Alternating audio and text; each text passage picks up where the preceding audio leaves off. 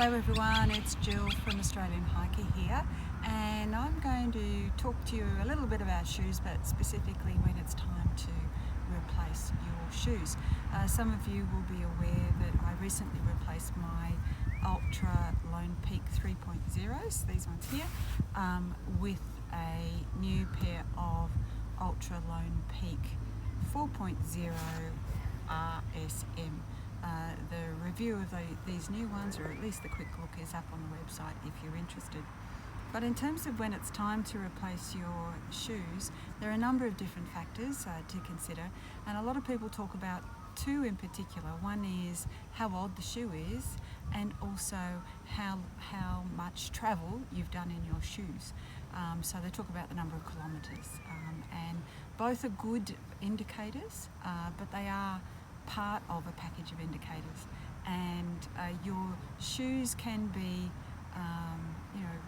relatively old, but you haven't worn them very much, and it's important to remember that they still can deteriorate over that time.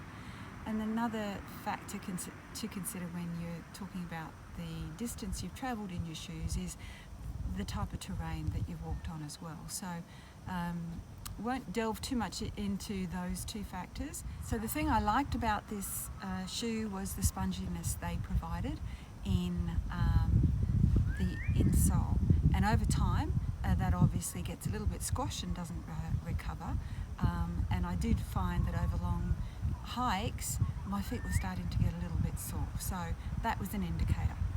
Another indicator was on the soles of the shoes, and you can just see that the lugs here have really started to wear, and some in particular are worn quite badly. And the ones that are worn badly are the ones, for me, on the right foot, on the outside of that right foot. So you can just see here how flat some of those lugs are. That doesn't just impact the grippiness of the shoe, but it also impacted how they felt when I put them on. So I was kind of leaning towards the right a little bit, and obviously I favour that foot a bit, but this was accentuated with the wear. So you can also see at the back of the heel, and if I compare it with the other shoe, there's also quite a bit of wear on that top part of the shoe as well, at the heel. So a bunch of things to consider.